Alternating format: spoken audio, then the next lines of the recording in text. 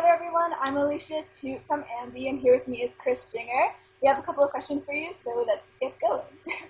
Cool. First off, thanks for having a chat with AMBY. What have you been up to lately? Not a lot really, I'll be honest. We're trying to record as much of the album as possible in very little time I have. Trying to find time between work and doing it because I'm working and then I'm recording in the old BBC studios in Swansea where a friend of mine is doing a master's degree, and so he's producing the album. But because it's a university, the hall and the studio and that is only available at certain times, obviously because there's a lot of people using it. So trying to find the time to get in there is, it's a pain in the backside. So what kind of sound should we be expecting as far as the album goes? Well, my biggest inspiration as far as the album goes, not in terms of musicians in general, but there's a guy called Colin Hay, and anyone who's watched Scrubs will know him. There's the guy who sings Overkill, but he's amazing. But I'm a fan of his old 80s band, Men at Work, who sang that Land Down Under song. And but yeah, anyway, he's got an album called Going Somewhere, and it's all just him and a guitar. And I think on one of the tracks there's like a strange slide guitar, but that's it. It's just him and a guitar throughout the whole album. There's nothing else on, and that's what I'm going for on that. Okay, and speaking on your music, I'd just like to let you know that your song "The Bridge" is lovely, just lyrically and the song in general. You've really grown to love it. So, what's the track about? That's nice. It's nice to hear. It's quite a sad song, I suppose, but it's nice, I like it. What's the song about? Well, it's kind of, if you know, like when I don't know, when people are in a bad situation and stuff, and when people, whether like I'm not religious, but I find people, whether they believe in God or not, if someone's in a tight spot, they kind of go, "Oh, God help me."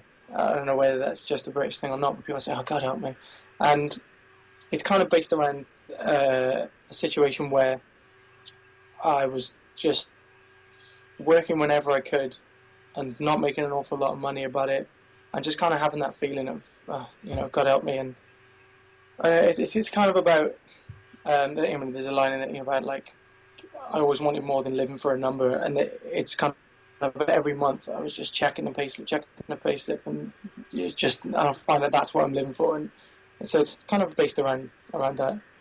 Not having any money, being skint. I think that's that's pretty much what it's about. Okay, and you released a 5-track EP which features a cover of Lionel Richie's "All Night Long." What drew you to play that track out of, all the tracks you could have covered? In all honesty, I absolutely love Lionel Richie. I think this is really lame, but I think he sucks. But I genuinely think he's one of, if not the best songwriters of his generation. Certainly that kind of music. It's really, because I've watched so many documentaries on him, and I find his songwriting, perhaps that's not his best song, but I love that song. And when I was it was a long time ago, and I downloaded a Commodore's album, like a Best of the Commodores, and All Night Long was on there, and I was sitting there with my guitar, and I just kind of worked out the chords, and I thought, I want to play that song. I'm excited. Yeah, I do. Sometimes I hear songs and I want to do this. And but no, I love Lionel Richie. I love him. Most of my was 80s songs. And on the topic of other artists as of right now, if you could collaborate with anyone, who would you choose and why? Collaborate, well. I don't know. I go through phases of really where I really want to work with somebody, and so for a while it was Colin Hay. I just wanted to work with him. Recently, I've really wanted to work with Amos Lee. I'd love to work with Amos Lee. His songwriting skill is incredible. His voice is beautiful, and I just think it's someone that I'd love to work with. And then more recently, I've been obsessed with B. Beeman, who he's just fantastic. And then he tweeted me back the other day, and it was the best day of my life. But I saw.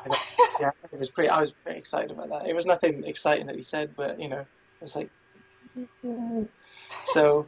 No, there's a band called Nizlopi that kind of didn't do very. I don't know. They were amazing, and they didn't get very far. They released a song. I don't know whether it made big over there, but it was called the JCB song. Oh yeah. And about the little boy, and he's in the truck with his dad. Yeah. Well, they played in Swansea, and it's just the two guys. And this was a long time ago, about 5 or 6 years ago. And they said, they were there, and it's a great atmosphere. Everyone in there's dancing. They just say, "Does anyone here sing?" And I kind of stuck my hand up and got on stage with them and sang one of the songs and kept in touch with them for a little while. But I'd love to get the opportunity to work with them again, like to properly work with them. And I'm trying my hardest to play a festival in sort of mid Wales. I'm trying my hardest to play there because I know that they're playing. They split up, but they're getting back together and doing a couple of festivals. And I want to be there. Partly because I'd love to play the festival, a great festival. Partly because I just want to sing again. In your last answer, you mentioned a few of your influences. So this brings us to our next question. If you could hang out with any of your influences for a day, who would you choose?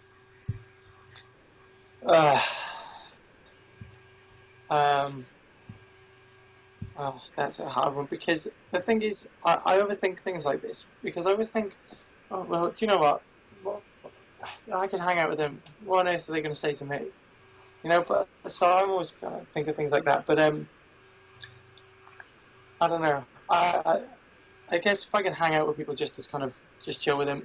I've always said, Colin, there's a message board that I go on quite a lot for a band called The Hold Steady, and I'd love to hang out with The Hold Steady. And the thing is, I had the opportunity a couple of times, and I travelled all the way to London, and I'd been on a bus since I think about 5 in the morning. And it was about 1 o'clock in the night or the following morning. I was like, everyone's like, we go to the pub. We're gonna hang out with the guys. I was like, I've got to go home. Oh. I just got to go back to the hotel. I just couldn't stand. I couldn't drink anymore. And I just thought, never mind. But the beauty of a band like The Whole Steady is they're so cool. And I'd love to. Craig Finn, the vocalist, he's lyrically a genius as far as I'm concerned. And I'd love to sit down and have a drink with him and hang out with him. I think he's probably the person that tolerated me the most. That was a good choice. You're a whole fan? Yeah. Oh, God, they're so good. And so we've noticed your massive love for dinosaurs. I mean, it's evident everywhere. Even your page says acoustic singer-songwriter, artist, and dinosaur enthusiast. So where's your love for them come from? Well, I suppose just the fact that they're awesome. My favourite film in the world is Jurassic Park, and I remember when I did like a course before I went to university, and one of my tutors before said, if they ask you what your favourite film is, what are you going to say? And I said, Jurassic Park. She was like, you can't say that. And then why not? She goes, you have to say a film like a. I was like, what? So if I said, I don't know, if I said like Barry Lyndon or some like big.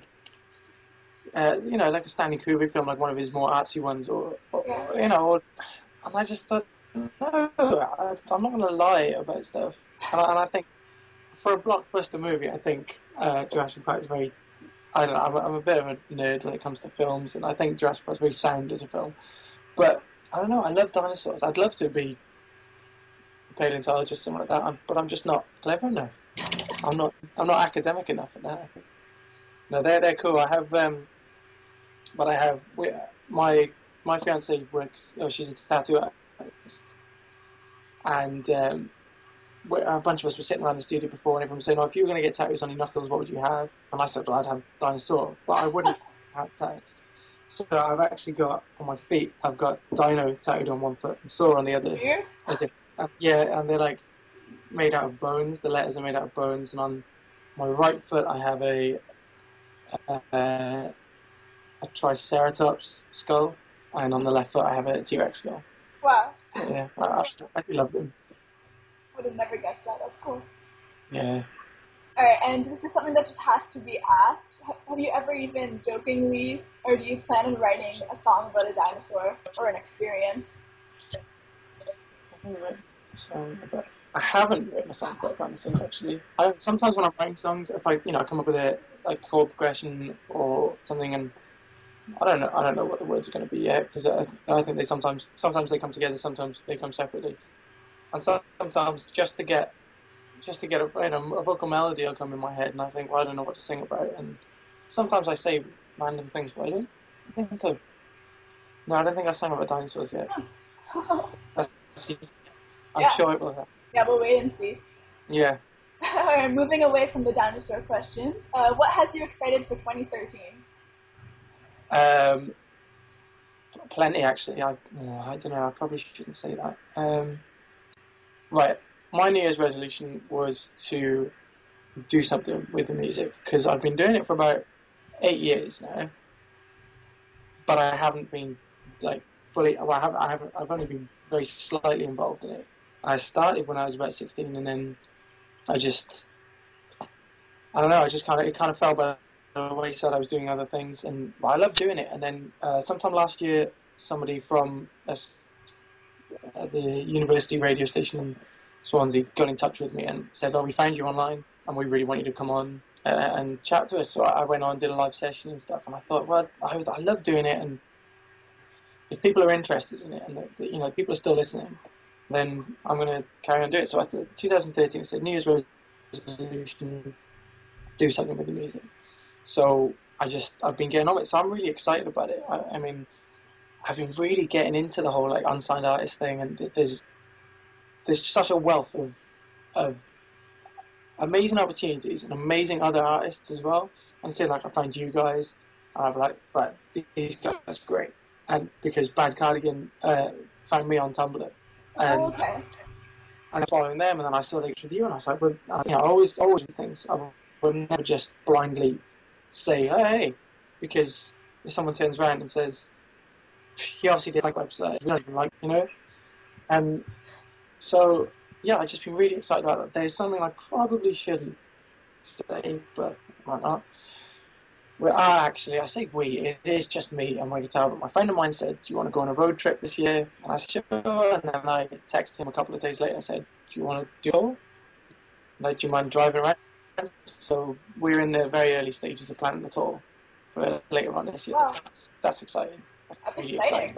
Yeah. I've met a bunch of great people from gigs I've done.